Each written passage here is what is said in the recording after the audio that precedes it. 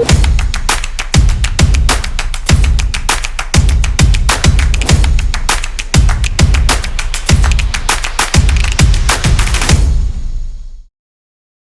ready, Danny? I'm ready. All right. 3, 2, 1. What's going on, everybody? Welcome to the Inkster Podcast. We're rocking. We're rolling. We have a great guest on deck today. So I'm Riley, the social media manager / content. It's a big title, but you know what? You know who's the main event? It's Danny, the founder. What's going on, bud? Riley, just happy, man. I'm loving these podcasts that we're doing, getting some really cool guests coming on. I'm excited to talk to our guest today. He's got a lot to share with us about the music industry.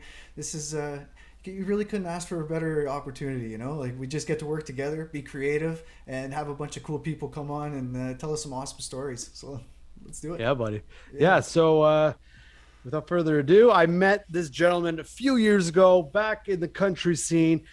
He is killing it with his band, also his solo project. So, ladies and gentlemen, Brian John Harwood. What's going on, bud? Hey, thanks for having me, man. Yeah, man, long time. So, like, how you've been? Oh man, like it's been a crazy.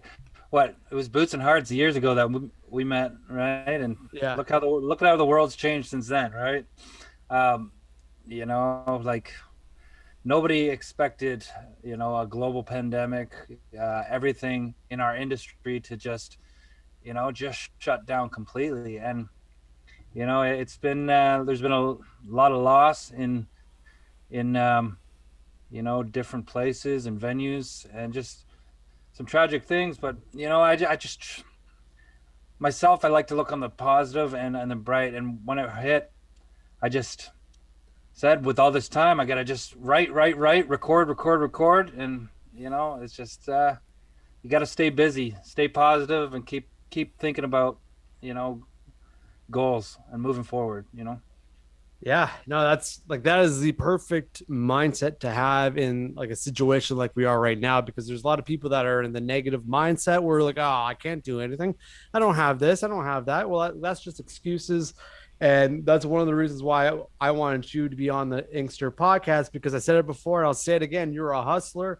The last few times I met you, saw you, I'm like, first off, your social game is on point. You're just posting and staying in there.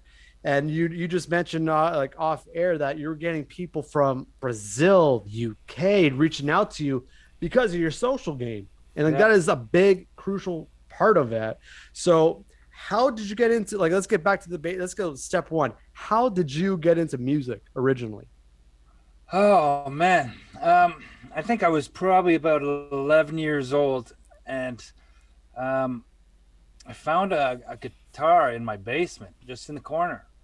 I think it was my brother's, but my brother was playing drums at the time. So really my brother, Joe, he got me, he's 2 years older than me, and he had a rock band, and I would watch his band when I was like 10, 11. And then, yeah, he was a drummer and stuff at the time. And I just picked up this guitar. I was a shy kid, right? And I just had a lot of extra time on my hands. So I grabbed this guitar. And back then we had these tab books. We didn't have you didn't type it in on the internet, right? Yeah. So I just, I just sat in there learning like Def Leppard and like some Bon Jovi and just different stuff, and I remember being like 11 and just starting writing my own, making stuff up because I couldn't get it wrong. You know what I mean? Nobody could tell me, hey, you're playing that wrong. It was my own thing. And that's where the love of songwriting started, everything. And, I've never, ever had vocal lessons, never had guitar lessons, never had, I just stayed at it, and like I could play drums, bass, piano, harmonica. Like I just got the bug of music and fell in love and just started going at it. Yeah, no, that's always interesting. Like I find that interesting because there's either two ways of how musicians kind of go down like a path, because there's one that they're in lessons from like at the age of 4 and then they're off. But a lot of musicians that I run into, they just learn by themselves and they just know, know. They don't really know. Like our first guest, from our first podcast, he had no idea. Can't read music. All he knows is just by playing it. And like that's how he learned. Yeah. So with songwriting, was that just a transitional thing where you just kind of gradually got into it as you just started playing around with the guitar? I think as you do it more, it's like anything. So Mm, when people say one of my biggest pet peeves is when somebody says I can't do it or I don't know. mm, It's like songwriting's like anything in the world. The more you do it, the better you get at it. You know, it's like working out a muscle at the gym, or it's like riding a bicycle. You know what I mean? You're gonna suck at the start, but the more you do it, you're gonna learn things. And for songwriting, it just you got to write 1,000 songs before and write with people. That's my advice to any musicians out there. It took me, you know, doing trips to Nashville, writing with all these guys I look up to, or like that have wrote #1 songs for like Keith Urban and Eminem and all these, like learning things off them. Every write, you should learn something off the other person, whether you use it or not. It's up to you, but like, be a sponge. Like, never think that you know everything. You could always learn more. You know what I mean? Absolutely. No, for sure. And that's the best way to do it. Like you said, taking people who have done it before you and have been successful, and they can share that knowledge with you, and I think that just shows how great of a student you are of the music that you study and everything, because being able to be open-minded after saying that you started at 11 years old and you still don't consider yourself a master, that's great, because you never truly are. You're always open to learn more, and it's good that you have that attitude, because that's why you keep getting better. And that's one thing I suggest is just surround yourself with people that are better than you, because it makes you strive to get better. Yeah. Like my producer and one of my best friends is like Dustin Bird, and he's like this young, talented, like, so like it just blows me away. It's just like I will never. Like you can give me 20 years and I'll never be able to what you do at 24. Like it's crazy. And like, and it took me a while to just be open-minded about that. But if you want to get ahead in life, you can't burn bridges. Don't surround yourself or be with negative people. You gotta constantly weed your garden, and like, any naysayers or negative people around you, get rid of it. We live one life, and the only way to keep bettering yourself is bettering the people around you, and keep going, chasing after what you want. wow. Words out of my mouth. Jesus. So you mentioned Dustin. So you guys wrote a song together, We're Strong. How did that all come together? And then how did you connect it with the Unison Beloved Fund? Well, see, like, so when this all hit, I started working with Dustin on my solo project that I just wanted to be, it's a different side of me. Like, I love Kansas Stone. Kansas Stone will always be a thing when Matt and I get together. But I just want to get more personal with my songs, like a little bit different style than Kansas Stone. Kansas Stone has that rocky, edgy, outlaw, badass, drinking boys type thing. It's a great name, by the way. I absolutely love the name. It's a great goddamn name. Yeah, it's like, and just what you just described of the band is exactly in my head what I would picture when someone says that name of the band. I love it. Yeah, it's like a pop band. Like, what? Like, what? But no, just something where I could, and that's the thing about my solo project. There's no label on it. Like I'll release a song like Dad or Growing Old, where it's just a slow, and then all of a sudden there'll be like Getaway or All That I Was Missing, which is like the new pop style and stuff. And I just love all types of music, man. I listen to everything from Michael Jackson to Aerosmith to Pantera to, like I listen to everything. So as a songwriter and musician, it was just something I always wanted to do, is just have a solo project. And Dustin and I were good friends, and we were working on different songs. And then March, when everything shut down, I had an idea. So I called Dustin up. I said, listen, I have this idea for a song that we could raise money for all the other musicians that are going to be out of work because of this. Because a lot of our friends in Nashville and here in Canada, that's how they put the food on their table. That's how they pay their bills. Yeah. Is they grind, man. They go out and they play a morning shift at the bar. They play an afternoon shift at a different bar and a night shift at, like, playing music, you know. And when this quarantine hits, they don't get a EI, like, or, you know, they don't get a check, you know. So that's what Unison is great for. Great, you know, fundraiser to help out musicians and people in our industry. So I wanted to be a part of that. So I called Dustin. I said, I got this idea for a song. You want to help me with it? He said, heck yeah. He's like, so we sat down, we wrote that, threw names together. You know, I came up with the name Together We're Strong. And I said to him, you know what? I'm going to call a bunch of my friends and see if they're going to guest on it. And I picked up the phone and just called a bunch of people that I met through Kansas Stone playing live, you know, Jason Blaine, Aaron Pachette, you know, McCoy. The list goes on, man. Like, yeah. I think there's like 20 artists on that.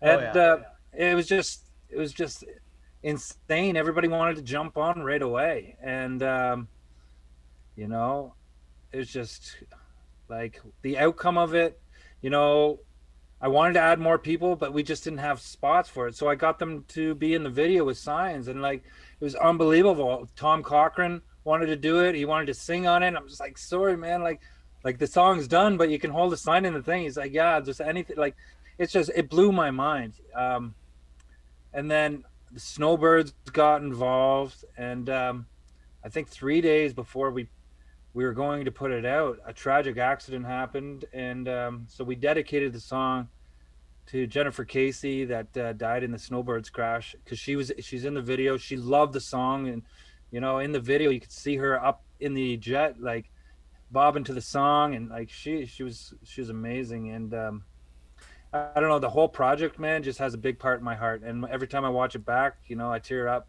because it's just, you know, a highlight of my career for sure.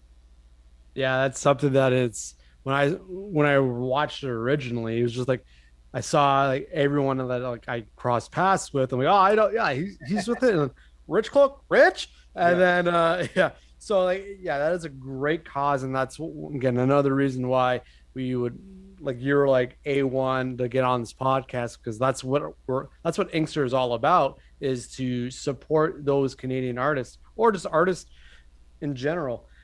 So when it comes to songwriting, is there like a certain checklist that you go into, or is there something that you know going in, like not necessarily the topics, but like, you know, the structure? Yeah. Like, tell us every your secrets, musician Brian. has Tell one. us You your want, secrets. you know, like, yeah. Here's the secrets. No, but like every song, as a songwriter, as a listener, maybe you don't know, but as a songwriter, you know, like verse. You know, it's either verse, pre-chorus, chorus, verse, you know, chorus, bridge, chorus, outro, or like you can mix it up. You know, you just, nowadays, you know, it's like, you know, as much as it sucks to limit yourself to that 3-minute mark, you know, you got to keep the listeners interested. And the whole, you know, there's sometimes I'll say screw it, and like, if the song's 5 minutes, the song's 5 minutes. You know, if it's an art piece that you really, but, you know, most of the time you want to stay in those guidelines and give them the chorus as much as possible. You want them to be singing it when the song's not even on. You want them to sing your songs when they're driving and there's no music on. So for me as a writer, I'm a melody guy. I'm a chorus guy. So the first thing I start with is a chorus, the melody. You want to get it stuck in their head like a nursery rhyme. You know, and that's what I do. So. You said as a kid you started writing at like what, 11 years old? Yeah, just when you were that age, were you writing like more structured music, or was it just like all over the place? No, it was a little. How old were you until you started actually writing like structured music? You know, like you can go, like, still you can go on YouTube, and like I had a rock band for like 9 years, and I was like touring and playing with like Thornley and Big Rack and 3 Days Grace and Finger 11 and stuff. So I had a band called Beyond Haven, and you can go check out the song. There was a lot of structure still back then. but again, it was just a little different where I just, you know, um, you didn't, you know, you just kind of wrote from the heart, you know. And still to this day, I had an interview the other day and we were talking about songs that you wrote, some of your first songs. And I still remember a song, I think it was like my first song that I ever wrote. Like I could tweak it here and there if I were to put it out, but it's still pretty darn good. And you know, in the future I might release that. It's just you got to adapt. And the people that sit there with their arms crossed and be like, I'm not changing, you know, that's not the way to think in this world, you know. Like everything progresses and you got to move forward with the times. And like, you know, so some of those songs I may bring forward, but I just got to make sure they still work with what's going on right now, you know.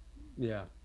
And with that same mentality, is it the same method going into like a live show? Like with Kansas Stone, we mentioned before, it is a rocky band. And like I personally seen you guys like multiple times, and it's just like, oh, damn. You gotta prepare yourself.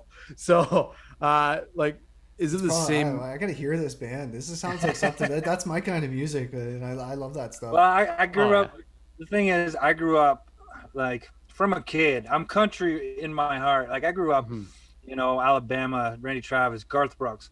Garth Brooks is one of them that if you see him live, man, he is crazy. But I also, you know, I've seen Motley Crue 9 times. I've seen Kiss. You know, these bands that, you know, make you forget about your everyday drama and BS. You know what I mean? If you're going to a concert, I want to be that band that you feel like you're part of the show, that you go there and you unwind and you're part of the atmosphere. And and that's what we have always tried to do with Kansas Stone. We're just like, how can we get this crowd so ramped up and just, you know, just have a fun party with them, make them forget about, you know, what happened today at work or whatever. And that's kind of how we look at every live show we do.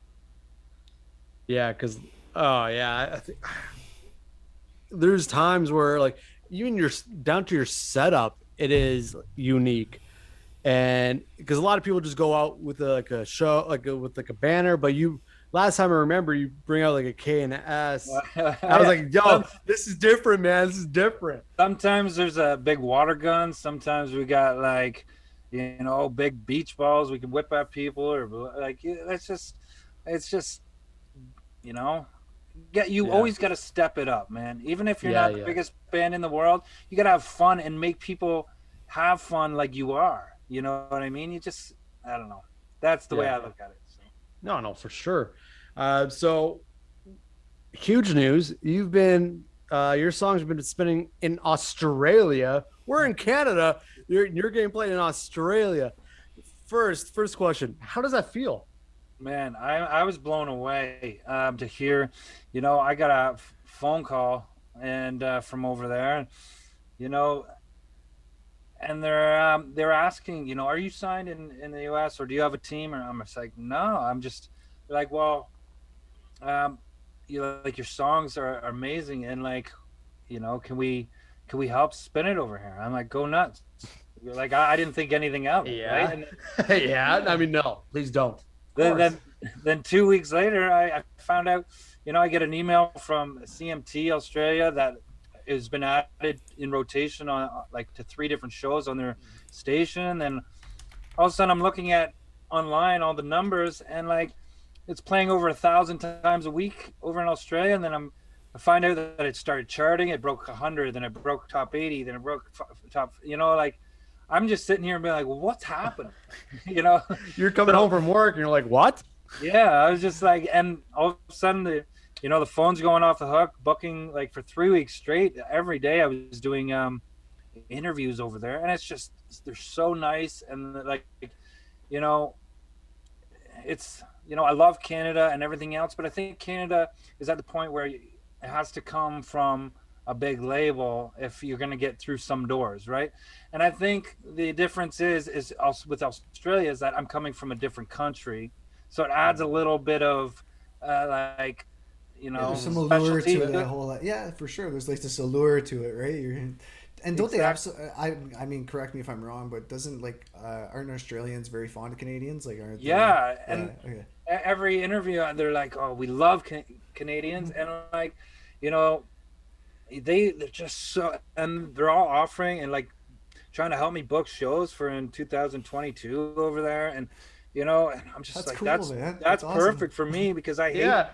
I hate the winters, so like I'll do summer over here, then head over there for another summer. Go learn to surf and play some Yeah, music. Yeah. You're yeah, living the life, dude. You're living Yeah. the Yeah. freaking life. Yeah, and Cool. I'm happy that you touched on the difference between Australia and Canada because I think, and even like in the UK, they have a huge like country scene. yeah. I'm starting Like, to get a lot more from the UK. It's crazy. yeah, like have you like you touched on it a bit briefly, but like what's like the major like difference between if it's just simple as like interviews? Is there like a something different, or is it Uh, like a different vibe? it's still like they're just like Canadians. They're super polite, Yeah. super friendly, and that's. And I'm not saying nowhere around the world isn't. I'm just saying they remind me of Canada a lot that way, where they're just so polite on the phone, just so like willing to help out and stuff. But like I said, I think the only difference is with Canada is, it's we've gotten to a point where countries on the rise so much that these companies and stuff can't take in every Mhm. single person knocking on their door, right? So Mhm. it's kind of shifted over to like your major labels and stuff, and if you're not, it's hard to get on radio, and it's hard to unless you're paying or have a team with you, right? Yeah. So I think it's that being from a different country. Has um that like, yeah, you were yeah, saying that has different feel, different Yeah. factor. that specialty type Yeah. thing. It's like, oh, they're from Canada, like, so Yeah. I don't know if that's what it is, but it's just like I was blown away because I haven't had a top 40 song in my own country, but over in Australia they're loving it. So Whatever works, man. Yeah. So let's speak about your music. Let's speak about your songs you're releasing nonstop. But let's zero in on Getaway. What tell us about it? man, I just with like I'm the type of guy, everybody knows I love summer. I'm a vacation guy. When winter hits here, I'm usually over in Mexico, or Jamaica or Dominican. I love the beach. I love to get away. So, and when the world shut down, we can't, Mhm. right? So, this is the first song I wrote on a phone call, not a Zoom, not anything. Yeah. I was just talking to my producer Dustin Baird, and I was telling him about the idea, and he's like, okay. And then I start humming something, and I just put it on speakerphone, and we wrote the whole song right there, right on the phone. And it's kind of cool. It's like a staycation. It's like I wanted the idea of positive, put out that positive vibe that even though we're home, you could still make your own vacation at home. You Mhm. have the control to make your own house your getaway just Mhm. by changing a few things, or and in the music video it shows that I have my girl that had a bad day, and when she comes home I have some pina coladas ready, and like just make the most out of it, and Playing it's the some. sweetheart card, are you?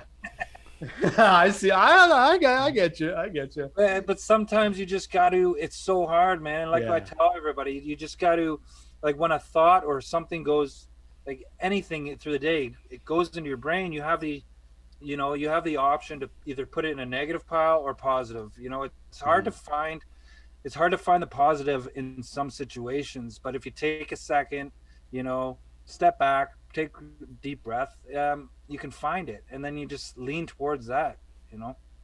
Yeah, man. I love that mindset. I love that beachy feel because that's again, you're in Canada, winter. It's depressing and it sucks, but it's all mental. So where can people find you? Man, just really just put in Brian John Harwood in Apple Music and Spotify and Amazon, YouTube. I'm a big video for every one of my songs. I have a music video for, so hit up my YouTube, you know, Instagram, Facebook, anything. Just type in Brian John Harwood, or if you're a Kansas Stone fan, more of the rocky country type guy, or girl, throwing cans of stone and any of the above. I'll be looking you up for sure. Oh yeah, buddy. Oh yeah. So all the Canadians listening on here, like and subscribe. Get on it. Make sure he's on the Canadian list so he gets spins in Canada because hey, he's getting Australia and going to get in UK. Might as well. So Brian, thanks for coming on the Inkster podcast. It was a great chat about your hustle, how'd you get started, and then your music career in Australia. I am super proud of you. Met you a few years ago, but I can see the progression in your music career, and I am one of your biggest supporters, man. Keep going. And for everyone out there, thanks for watching. Go on our YouTube channel for more content. We've got podcasts on podcasts coming up. But again, guys, remember, you gotta stay creative. All right, take care.